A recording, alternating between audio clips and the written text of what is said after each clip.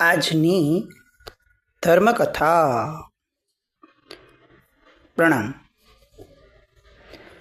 અષ્ટપ્રકારી પૂજા, પંડિત વીર વિજયજી મહારાજ. ધૂપ પૂજા માટેની કથા, વિનયેન્દ્ર રાજા. સાર્થવાહને બાળક હતું નહીં. એ પતિ પત્ની બંને ઈચ્છતા હતા કે બાળક થાય આટલા વર્ષના લગ્ન જીવન પછીથી. અને એમાં પેલો એક યુવાન કે જે ભટકતો હતો, જેના લગ્ન પણ નહોતા થયા, અને એણે બાળકને અચાનક ઝીલી લીધું. હવે એનામાં પોષણ કરાવવા માટેની ક્ષમતા એ ઓછી હતી. અને આ બંનેઓને મન થયું કે આ બાળક મને આપી દે તો સારું. અંતે બહુ રકઝક પછી છેલ્લે એ માન્યો. એક મુદ્દો જે આમાં જોવા જેવો છે તે, આમ આપણને આ ઘટના આખી ક્રમસર લાગે, પણ જરાક ઘટનાથી ઉપર ઉઠીએ અને આ જે બાળક છે એના પુણ્યને જોઈએ. તો જુઓ કે જ્યારે એ બાળક એમને રજડતું હતું, પેલો પક્ષી, ભારંડ પક્ષી એને ઉચકીને રખડતું હતું, ખાઈ જાત તરત જ, ત્યારે એના પુણ્યએ સૌથી પહેલો પ્રકર્ષ દેખાડ્યો અને બીજા ભારંડ પક્ષીને યુદ્ધ માટે મોકલ્યું. કોણે મોકલ્યું? પુણ્યએ. હવે બંને યુદ્ધમાં રોકાણા ને એટલે પેલું ભારંડ પક્ષી જે છે એ ખાઈ ન શક્યો આ બાળકને. બાળકનું આયુષ્ય બળવાન થયું. આયુષ્ય નામ કર્મ બળવાન હતું એટલે પેલા ભારંડ પક્ષીને બીજા ભારંડ પક્ષી સાથે ઝઘડવાને માટેનું મન થયું. આ જગત કઈ રીતે ચાલે છે આપણે એ પ્રક્રિયા સમજી રહ્યા છે.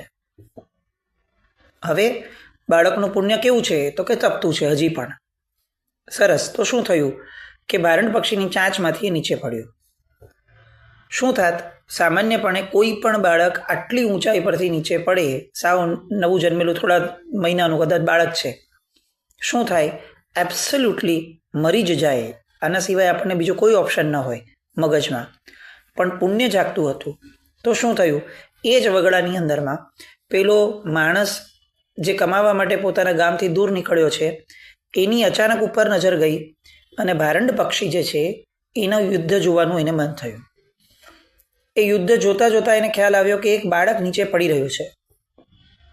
એ કેમ નવરો છે? એને કેમ આવું સૂઝે છે? પોતાનું કામ કરવા અહીંયા આવ્યો છે, જંગલની અંદરમાં છે, પોતે કોઈ ખેલ જોવા આવ્યો નથી. તો આ ભારંડ પક્ષીઓના યુદ્ધની અંદરમાં રસ કોણે જન્માવ્યો? પેલા બાળકના પુણ્યએ. એનું આયુષ્ય હજી બળવાન છે અને આયુષ્ય નામ કર્મ હજી જ્યાં સુધી પૂર્ણપણે પોતાનું પોત ન પ્રકાશે ત્યાં સુધી એ જગતના વ્યક્તિઓને પોતાના પુણ્યને અનુસાર, પોતાના કર્મને અનુસાર એ ફેરવતો રહેશે. શું થયું? પેલા માણસને અચાનક રસ થયો અને એણે બરોબર નેમ લઈને ઊભો રહ્યો અને ઓલું બાળક નીચે ન પડે એનું ધ્યાન એણે રાખ્યું અને એણે ઝીલી લીધું બાળકને. ટેકનિકલી જોવા જઈએ, રિવિલન્ટલી તો એવું લાગે છે, રિવિલ તો એ દેખાય છે કે આ બાળકને પેલા યુવાનને ઝીલી લીધું. પણ જ્યારે ટેકનિકલી ડેપ્થમાં જઈએ છીએ ત્યારે ખ્યાલ આવે છે કે એ બાળકને એના આયુષ્ય કર્મે ઝીલાવી લીધું. સો ઓલો જે યુવાન હતો એ તો માત્ર એક પ્યાદું હતું કે જે પ્યાદું કામ કરતું હતું ઓલા પુણ્યના આધારે. ચાલો, આયુષ્ય નામ કર્મનો રોલ પ્લે પૂરો થયો. હવે આ બાળકનું પુણ્ય હજી તપે છે અને એને સુખથી જીવવાનો છે. તો હવે કર્મસત્તા એટલે એનું પુણ્ય એ વિચારે છે કે આનું કામ બચાવવાનું હતું, એને બચાવી લીધું. આ માણસનો રોલ પ્લે પૂરો થઈ ગયો. હવે આ માણસ પાસે પૈસા તો છે નહીં, આ માણસ પાસે માતા તો છે નહીં, તો પછી આ બાળકનું લાલન પાલન કોણ કરશે? દુઃખ તો આના જીવનમાં અત્યારે લખાયેલું નથી, હજી તો પુણ્યનો ઉદય છે. તો પુણ્યએ શું કર્યું?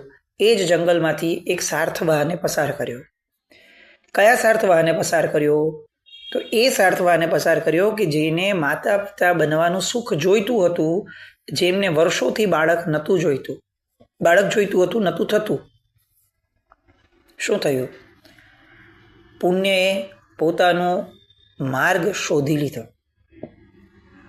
આપણને લાગે આ બધા યોગાનું યોગ છે? ના, આ આખું સૃષ્ટિનું જે તંત્ર છે એ સેટ છે, પ્લાન્ડ છે.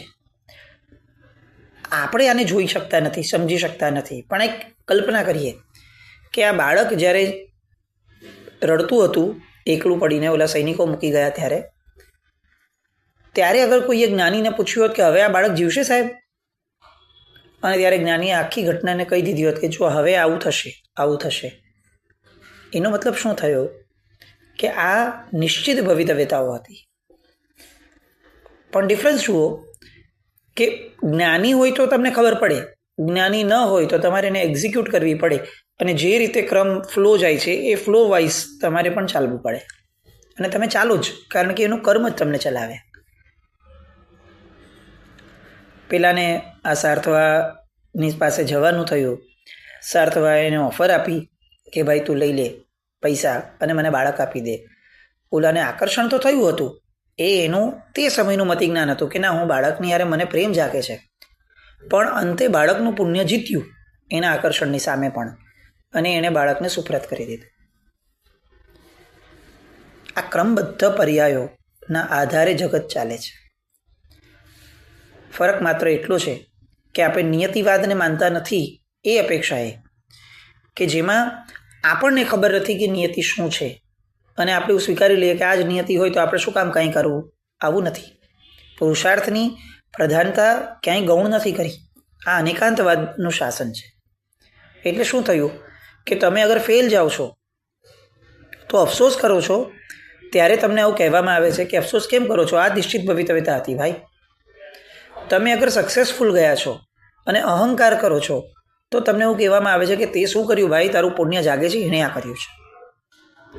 તો અલ્ટિમેટલી કુદરત ઈચ્છે છે કે તમે ક્યાંય તમારું કર્તૃત્વ ન રાખો, એન્ડ ધેટ ઇઝ પુરુષાર્થ. પુરુષાર્થ શું છે તો કે આપણું કર્તૃત્વ આપણે ન વિચારવું, એ પુરુષાર્થ છે. અને આ માનસિક પુરુષાર્થ જે છે એ મોક્ષ અપાવે છે. કર્મની થિયરી જે પંડિત વીર વિજયજી મહારાજ સાહેબે આખી સમજાવી છે, આને આપણે આપણા જીવનના દરેક પ્રસંગની અંદરમાં અપ્લાય કરવાની છે. આપણને એવું લાગે છે કે આપણી હારે સામાએ નબળું કર્યું, ત્યારે વિચારવાનું કે નહીં, મારું પુણ્ય નબળું પડ્યું, અથવા મારું તે સમયનું કોઈ પાપ એ મારું ઉદયમાં આવ્યું અને એણે આની પાસે આવું કામ કરાવડાવ્યું. He is not culprit, he is witness. એ તો સાક્ષી ભાવે મારું પુણ્ય એની પાસે જે કરાવે છે કરે છે. વિચારો, એ તો ઉલટાનું ભોગવે છે મારા કારણે, સારું કે ખરાબ. તો દરેક ઘટનાઓને આ રીતે જોવા માટે આ 64 પ્રકારની પૂજાઓ છે આપણે ત્યાં, અને આ બધી કથાઓ છે. અત્યારે આપણે આ વિનેન્દ્રની કથાની અંદરમાં સાર્થવા એને પોતાનું નગર જે છે કંચનપુર, ત્યાં લઈ આવ્યો. ત્યાં સુધી આપણે આવ્યા, ઔષધ કર્યા, એના બધા શરીરના ઉજરડાને બધું મટાવડાવી દીધું બાળકનું, એને આરામ પહોંચાડ્યો. હવે આ સાર્થવા સુબંધુ અને એની પત્ની એ આ સગ્ગા પુત્રની જેમ આ બાળકનું ધ્યાન રાખે છે. હવે જુઓ, પુણ્યનો ઉદય એ કેટલેક અંશે એને બીજા એક રસ્તે લઈ જવા માટે હવે એક નવું નિમિત્ત ઊભું કરે છે. શું કરે છે તો કે શેઠની આસપાસના કેટલાક ચોવટિયા લોકો હતા, પંચાતિયા લોકો. આ વિનયેન્દ્ર જેમ જેમ મોટો થતો જાય છે એમ એ લોકો સાથે હળતો મળતો રહે છે. ને એવા સમયે આ લોકો એ શું કરે છે તો કે વિનયેન્દ્રને કહે છે કે તું તો શેઠનો નોકર જ છે, તું કે એમનું બાળક નથી. જુઓ, પુણ્ય કેવું છે કે ઓલા અજાણ્યા દંપતી એને સગ્ગા માતા પિતાથી વિશેષ રાખે છે. પુત્ર તરીકેની દરેક વસ્તુઓ એ કરે જ છે, ક્યાંય પોતે ઉણપ નથી રાખતા. એટલે આને ફીલ જ નથી થતું કે હું એમનો પુત્ર નથી, પણ પુણ્યએ એમની પાસે ફીલ કરાવડાવવું છે. તો એણે શું કર્યું કે કોઈક બહારના લોકોને કીધું કે તમે એને જરા કહો કે તું તો આનો પુત્ર નથી, તું તો આનો નોકર છે. વિનયેન્દ્ર ધીરે ધીરે સમજણો થતો ગયો આવું સાંભળીને. ક્યારેક માતા પિતાને પૂછે પણ ખરો, અને માતા પિતા ઘસીને ના પાડી દે કે આવા બધાનું સાંભળવાનું નહીં તારે. પણ જેમ જેમ મોટો થતો ગયો એમ પોતે સમજતો ગયો કે હું શેઠનો સાચો પુત્ર નથી. ઘરમાં કોઈને કાંઈ અસર નહોતી, ઘરમાં બધા જ સુખેથી રહેતા હતા, પણ એની સમજણમાં એ સ્પષ્ટ આવેલું કે હું આમનો પુત્ર તો નથી જ. હવે જુઓ, આ એક feel any as it is રહી. હવે એક નવી ઘટના બને છે. કંચનપુર નગર જે હતું, જૈનોની બહુ મોટી વસ્તી, એટલે ગુરુ ભગવાન તો અવારનવાર પધારે. એકવાર ગુરુ ભગવાન પધાર્યા જ્ઞાની, અને દેરાસરની પાસે રમતો હતો વિનય અંદર. એટલે ત્યાં બાજુના ઉપાશ્રયની અંદરમાં એક ગુરુ ભગવંતનું પ્રવચન ચાલતું હતું, વ્યાખ્યાન. આ તો રમતો હતો, નાની ઉંમર છે, 8-9 વર્ષની. એટલે રમતા રમતા કુતૂહલ થયું કે અચ્છા આ શું કરી રહ્યા છે, મારા સાહેબ શું બોલી રહ્યા છે, આટલા બધા લોકો બેઠા છે તો હું પણ બેસું. અને કુતૂહલવશ એ શ્રોતાઓની સાથે જઈને બેસ્યો.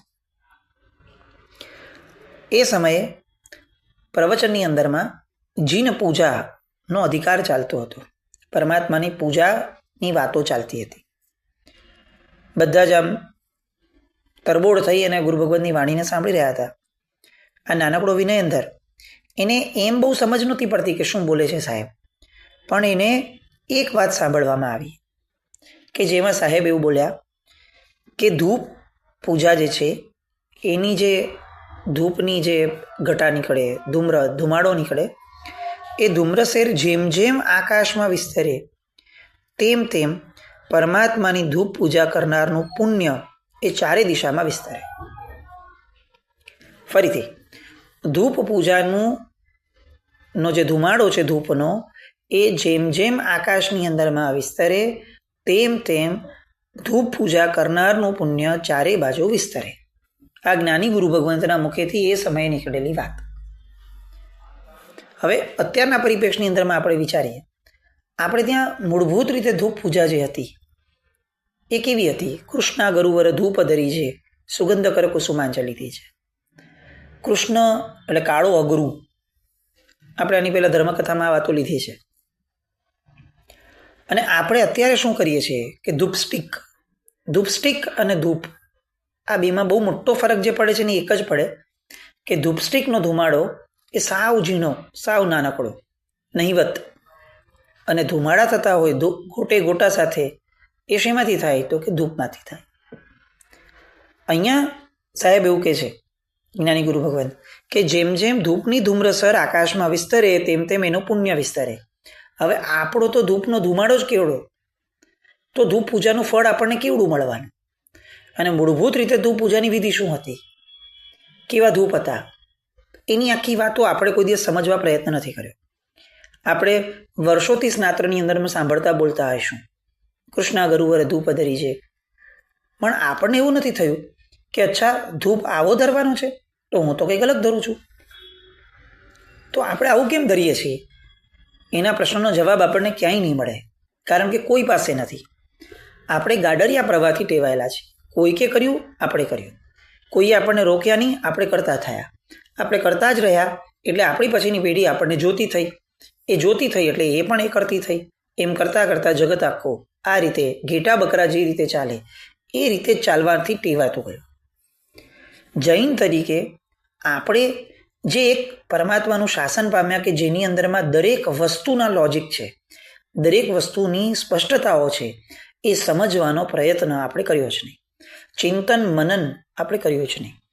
જે શબ્દો બોલીએ છીએ એની સાથે ગંભીરતાથી જોડાવવું એ પણ આપણે કર્યું જ નહીં. જે શબ્દો બોલીએ છીએ એના અર્થની અંદરમાં વિચારણામાં જવું એ આપણે કર્યું જ નહીં. આપણે શું કર્યું? બધા જે કરે છે એ કરતા થયા. અંતે શું થયું? આપણી માટે ધૂપ પૂજા એ ફક્ત એક સ્ટીપને થોડી ઘણી હલાવી અને પૂરું કરવા જેટલું માત્ર રહ્યું. આપણે એવું વિચાર્યું પણ નહીં કે આવું કેમ કહ્યું હશે? એક ધૂપસ્ટિક ફેરવવાથી ભગવાનને શું ફરક પડતો હશે? આપણને આવો વિચાર નહીં આવ્યો. મૂળભૂત આશય શું હતો એ સમજવાનો પ્રયત્ન આપણે નથી કરતા કે કાળો અગરું જે છે એ આખા વાતાવરણની શુદ્ધિ કરે છે.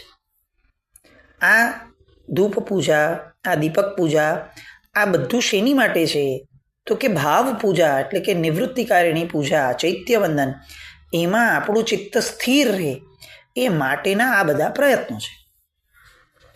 તો પ્રભુ પાસે ધૂપ કરવાથી શું થવાનું તો કે પ્રભુની પાસે ધૂપ દ્વારા આખીને આખી ઉર્જાઓને શુદ્ધ કરવાનો એક આયામ છે.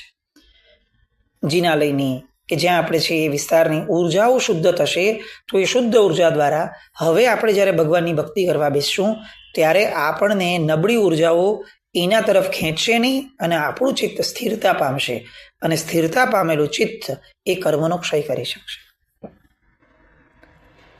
પણ આપણી ધૂપસ્ટિક એ શું કરી શકશે?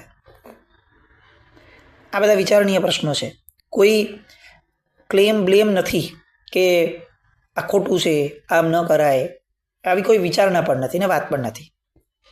ધર્મકથા સાંભળતા હશે વર્ષોથી લોકો, જે એમને ખ્યાલ હશે કે એ દિશા ક્યારે હોતી નથી અને ક્યારે આપણા આશયમાં બી નથી કે જે ક્રિયા ચાલે છે એનો કોઈ ખંડન કરવાનો ભાવ વાત નથી, પણ થોડું ઉપર ઉઠવાની વાત છે કે વિચારણાપૂર્વક કરીએ. કેટલાક મહાત્માઓ જે આપણા પરિચિત છે, જેમની પાસે આપણે જઈએ છીએ, બેસીએ છીએ, તે ગુરુ ભગવંતોને એકચ્યુઅલ પૂછતા છે કે સાહેબ મને ધૂપ પૂજા વિશે સમજવું છે, મને મારી જળ પૂજા વિશે સમજવું છે, સાહેબ મને હું જે રોજ કરું છું એટલું તો કમસે કમ સમજવું છું, હું બહુ વિશેષ ભણી નથી શકતો, તો મને ક્યાં વાંચવા મળે સાહેબ? આ ગ્રંથો ક્યાં છે? જાતે મહેનત કરવાની, એ ગ્રંથો મેળવવાના. બધું ઓછીનું જ્ઞાન નહીં લેવાનું કે બધું કહી દે સાહેબ તમે બોલી લો ને કે શું કરવાનું, ભાઈ તમે બોલી લો ને, પંડિતજી તમે બોલી લો ને શું કરવાનું, આવું નહીં. ઓછીની વસ્તુઓ અસર ઓછી કરે. આપણું પોતાનું જ્ઞાન મેળવવાનો પુરુષાર્થ થવો જોઈએ અને પુરુષાર્થના અંતે આપણે એવું સમજવા પ્રયત્ન કરશું કે અચ્છા આ બે જગ્યાએ અલગ અલગ લખ્યું છે, ત્યારે આપણે ગુરુ ભગવંત પાસે જવાનું છે અને પછી પૂછવાનું છે કે સાહેબ હવે આમાંથી મને થોડી કન્ફ્યુઝન થઈ છે તો મારે શું કરવું? મુદ્દો આ હતો. આપણે રેડીમેડ લેવાના આગ્રહી થઈ ગયા કે ભાઈ બધું ભાણું તૈયાર રાખવાનું, મને જમાડી બી આપો ને. આ ન થાય. મૂળ કથા આપણી. હવે વિનયેન્દ્રને આ વાત મનની અંદરમાં સેટ થઈ ગઈ એટલે એને મનોમન નક્કી કર્યું કે હું હવેથી નિયમિત ભગવાનની ધૂપ પૂજા કરીશ. રોજ સવારે વહેલો જીનાલી જવા લાગ્યો. ભાવ વિભોર ખાઈને ભગવાનની પૂજા કરતો અને એમાં ધૂપ પૂજા જ્યારે આવે ત્યારે વિશેષ ભક્તિથી કરતો, કારણ કે હવે એને એકવાર સાંભળ્યું છે. આ પાત્રતા છે કે એકવાર જીવને ખબર પડે કે આ મારા માટે સુકૃત છે તો જીવ એને પોતે પકડીને રાખે. પછી એમ નહીં કે આ આજે સાંભળ્યું ને 2 દિવસમાં કર્યું ને 4થે દિવસે પાછા ભૂલી ગયા. આરંભે શુરા, કોઈ પણ નિયમ લઈએ તો 2-4 દિવસ આનંદ રહે, ઉલ્લાસ રહે, ને પછી આપણું કર્મ જેવું હોય કે આપણને એમાંથી દૂર થતા જઈએ, ધીરે ધીરે ભૂલી જઈએ. આવું નહીં. સુકૃતોની લગ્ની હોય અને એટલે જ આપણે ત્યાં સુકૃતોની પરંપરા શબ્દ વાપર્યો છે. એક સુકૃત બીજા સુકૃત તરફ આગળ લઈ જાય ત્યાં સુધી સુકૃતનો ઉલ્લાસ આપણે જાળવી રાખવાનો. આ મનમાં જાહેરાત રાખ્યું જગાવીને અને સરસ રોજ ધૂપ પૂજા વિશેષ કરે. સમય વીતતો ગયો. હવે યુવાવસ્થામાં આવ્યો. પોતે જ કેટલું જ્ઞાન મેળવ્યું હતું, કારણ કે કુતૂહલ હતું અને હવે આ કુતૂહલમાંથી જિજ્ઞાસા જાગી અને જિજ્ઞાસામાંથી રુચિ પ્રગટી. રુચિ એ ધર્મ શ્રવણનું સૌથી મોટું નિમિત્ત કયું છે અને સૌથી મોટી પાત્રતા કીધી છે. જેને રુચિ નથી પ્રગટતી એ માણસ ધર્મ સાંભળશે તો પણ એને બહુ કામમાં નહીં આવે. આને રુચિ પ્રગટી એટલે ધર્મ શ્રવણ તો કરતો જ ગયો, સાથે સાથે શ્રુતનો આલંબન લેતો ગયો. નવા નવા ગ્રંથો, નવી નવી વાતો વાંચવા, સમજવા એ પ્રયત્ન કરવા લાગ્યો. ઉંમર થઈ છે, યુવાવસ્થા છે, એટલે હવે એના મનની અંદરમાં આ વસ્તુનું કેટલુંક મહત્વ પણ વધારે થયું છે. એકવાર ધૂપ પૂજા કરતાં કરતાં વિનયેન્દ્રના મનની અંદરમાં એક સંકલ્પ જાગ્યો. જુઓ, ભાગ્ય કેવું છે, તમે પૂર્વભાવમાં જે સેવ્યું છે ને એ દિશા તરફ એ તમને લઈ જવા ઈચ્છતું હોય છે. હવે આપણે ફરીથી જરાક અહીંયા અટકીએ ને ઉપર ઉઠીએ કે ઓલા બાળક એવા વિનયેન્દ્રને અનેક વ્યાખ્યાનો થતા હશે, પણ એ જ વ્યાખ્યાનમાં જવાની ઈચ્છા કેમ થઈ? નંબર 1, એ વ્યાખ્યાન પણ આખું એને નહીં સમજાણો, પણ ધૂપ પૂજાનું આ એક વાક્ય જ એને કેમ હાઇલાઇટેડ થઈ અને મનની અંદરમાં વારંવાર એને ઘૂંટાવા લાગ્યું. પ્રશ્ન નંબર 2, કેમ? બંને પ્રશ્નનો એક જ જવાબ, કારણ કે પૂર્વભાવમાં એણે આ સેવેલી ક્રિયા છે. હવે એણે શું કર્યું? પૂર્વભાવે જ બધું કામ કર્યું? તો કે નહીં. હવે એણે પુરુષાર્થ કર્યો કે જે મને યોગ ગમ્યો છે, જે રુચિ જેની મને પ્રગટી છે, એને પકડી રાખવાની વર્તમાનમાં એણે મહેનત કરી. આ માર્ગ છે. ઉદય તમને આટલું જ આપી શકે કે એ તમને એ પ્રસંગ આપી દે, પરિસ્થિતિ આપી દે, પણ એ પરિસ્થિતિને કેરી ફોરવર્ડ કેટલી કરવી, કેટલી દ્રઢ કરવી, એનો નિર્ણય આપણો બંધ કરાવે છે. એ આપણો માનસિક પુરુષાર્થ છે, એ આપણો કાયિક પુરુષાર્થ છે, જે ભવિષ્ય માટેનો બંધ છે. તો આ સરસ મજાની બધી કર્મ થિયરી આપણી એ આપણે તો સમજીએ, થોડું થોડું આપણે યુવા પેઢીને પણ આવું સમજાવતા રહીએ લોજિકલી, તો એને પણ ખ્યાલ આવશે કે હું જે કરું છું એમાંની એક પણ વસ્તુ વેસ્ટ નથી. તો કોઈ પણ વેસ્ટ ક્રિયા કરતાં પહેલાં મારે વિચારવું પડશે કે આનું પણ કોઈ એક પરિણામ તો આવવાનું જ છે. અને આ બધી વાતો શેર થતાં થતાં એ પેઢીને એક માર્ગદર્શન મળશે, એ જનરેશનને એક કુતૂહલ મળશે, એક રુચિ મળશે કે જેનાથી એ પ્રભુના શાસન તરફ આગળ વધશે. આવું કંઈક કરતા રહીએ. અને હવે જે વિનયેન્દ્રને સંકલ્પ જાગ્યો છે એ સંકલ્પને જાણવા માટે આવતીકાલે ફરીથી મળશું જ આપણે. જીનાજ્ઞા કંઈ પણ બોલાય તો મિચ્છામિ દુક્કડમ. જૈનમ જયતિ શાસનમ.